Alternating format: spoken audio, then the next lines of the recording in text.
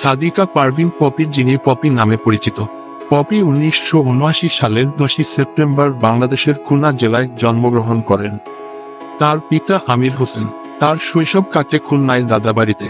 6 ভাইবোনের মধ্যে পপি বড়। পড়াশোনা করেছেন খুলনার মুন্নুজান উচ্চ বালিকা বিদ্যালয়ে। বাংলাদেশি চলচ্চিত্র অভিনেত্রী ও মডেল। তিনি 1997 সালে মুনতাজুর রহমান আকবরের কলি ছায়াছবিতে অভিনয়ের মধ্য দিয়ে চলচ্চিত্রে আবির্ভূত হন। চলচ্চিত্র ইতিহাসের অন্যতম আবেদনময়ী এই অভিনেত্রী এর পর্যন্ত মেঘের কোলে রোদ, কি জাদু করিলা, গঙ্গাযাত্রা ছায়াছবিতে অভিনয়ের করে শ্রেষ্ঠ অভিনেত্রী হিসেবে 3বার জাতীয় চলচ্চিত্র পুরস্কারে ভূষিত হয়েছেন। মডেলিং থেকে চলচ্চিত্রে আসেন পপি। লাক্স আনন্দ বিচিত্রার সুন্দরী প্রতিযোগিতায় চ্যাম্পিয়ন হয়ে পরিচিতি লাভ করেন পপি। 1997 সালে সোহানুর রহমান সোহান পরিচালিত আমার ঘর আমার বেহেশত ছায়াছবিতে অভিনয়ের মধ্য দিয়ে চলচ্চিত্রে পা রাখেন পপি। কিন্তু তার প্রথম মুক্তিপ্রাপ্ত চলচ্চিত্র কুলি। মুনতাজুর রহমান আকবর পরিচালিত এই চলচ্চিত্রে তার বিপরীতে অভিনয় করেন অমর সানি। ছবিটি সেই সময়ে 7 কোটি টাকা ব্যবসা করে মাইলফলক করে। এরপর 1998 সালে রিয়াজের বিপরীতে বিদ্রোহ চারিদিকে, 1999 সালে মান্নার বিপরীতে কে আমার বাবা ও লাল বাদশা, 2002 সালে কমল সরকার পরিচালিত খেপা বাসু ও বাবুল রেজা পরিচালিত ওদের ঘর ছায়াছবিগুলো ব্যবসা সফল হয়। মান্না প্রযোজিত লাল বাদশা ছায়াছবি ব্যবসা সফল হয় ও তার অভিনয় জীবনে বড় পরিবর্তন নিয়ে আসে। এই ছায়াছবিতে আবেদনময়ী খেতাব পাওয়া পপি নিজেকে নতুনভাবে তুলে আনেন রুবেলের সাথে জুটি করে। একে একে তার সাথে অভিনয় করেন 22টি ছায়াছবিতে। টর্নেডো কামাল, ভয়ঙ্কর সন্ত্রাসী, অন্ধকারের চিতা, রাগী, চুরমার, মায়ের জন্য যুদ্ধ তার মধ্যে অন্যতম।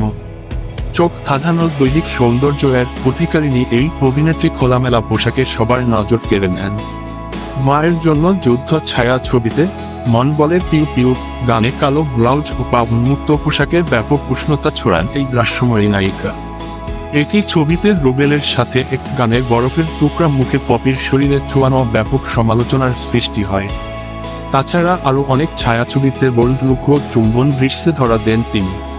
তার পশ্চিমা খোলামেলা আবেদনময়ী উপস্থিতির দর্শকদের মনে জায়গা করেন নেয়। একের পর এক ব্যবসাসফল ছবি দিয়ে কিছুদিনের মধ্যেই বাংলাদেশের চলচ্চিত্রের শীর্ষ নায়িকার স্থান দখল করেন। তখন সময়ের অভাবে বলিউডের মহেশ ভাটের সিনেমায় অভিনয়ের প্রস্তাব ফিরিয়ে দেন। পপি 250-এর বেশি সিনেমায় অভিনয় করেছেন। 2003 সালে অভিনয় করেন কালাম কায়সার পরিচালিত কারাগার ছায়াছবিতে। এতে এক প্রকারই চরিত্রে অভিনয় করে প্রথমবারের মতো শ্রেষ্ঠ অভিনেত্রী হিসেবে জাতীয় চলচ্চিত্র পুরস্কার লাভ করেন। 2006 সালে কথাসাহিত্যিক আসকার ইবনে শাইখ রচিত গল্প অবলম্বনে স্যাটেলাইট চ্যানেল এনটিভির প্রথম প্রযোজিত ছায়াছবি বিদ্রোহী পদ্মায় তার অভিনয় সমালোচকদের প্রশংসা অর্জন করে। এই বছর আরও মুক্তি পায় ফেরদৌসের বিপরীতে সামিয়া জামান পরিচালিত রানীকুঠির বাকি ইতিহাস। 2008 সালে নার্গিস আক্তার পরিচালিত এইডস বিষয়ক সচেতনতামূলক ছায়াছবি মেঘের কোলে রোদ ও চন্দন চৌধুরী পরিচালিত কি জাদু করিলা চলচ্চিত্রে অভিনয় করেন। মেঘের কোলে রোদ চলচ্চিত্রের জন্য তিনি অর্জন করেন দ্বিতীয়বারের মতো শ্রেষ্ঠ অভিনেত্রী হিসেবে জাতীয় চলচ্চিত্র পুরস্কার। এছাড়া কি জাদু করিলা চলচ্চিত্রে অভিনয়ের জন্য অর্জন করেন শ্রেষ্ঠ অভিনেত্রী হিসেবে বাদশাহ পুরস্কার। পরের বছর সৈয়দ অহিদুজ্জামান ডায়মন্ড পরিচালিত গঙ্গাযাত্রা ছায়াছবিতে ধুম্বুরের চরিত্রে অভিনয় করেন। এই চলচ্চিত্রের জন্য তিনি তৃতীয়বারের মতো শ্রেষ্ঠ অভিনেত্রী হিসেবে জাতীয় চলচ্চিত্র পুরস্কার পান। এছাড়াও পান টানা দ্বিতীয়বারের মতো বাদশাহ পুরস্কার।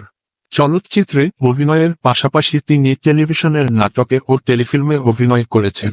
কাজ করেছেন মেজবাহ শিকদার পরিচালিত গতুলির দেখা আলো নাটকে। 2013 সালের ঈদে বাংলাভিশনের জন্য নির্মিত আমি ভালোবাসিনি টেলিফিল্মে অভিনয় করেন। টেলিফিল্মটি পরিচালনা করেছেন হিমেল আশরাফ এবং তার বিপরীতে ছিলেন চঞ্চল চৌধুরী। 2014 সালে রেজানুর রহমানের নির্দেশনায় নোটবুক টেলিফিল্মে একজন বিবাহিত নারীর চরিত্রে অভিনয় করেন। এছাড়া অভিনয় করেছেন বিইউ শুভ্র পরিচালিত নবনীতা তোমার জন্য ও নীলকষ্ট খণ্ড ধারাবাহিকে এবং প্রহর ও পলাশপুরের মেহেরজান টেলিফিল্মে।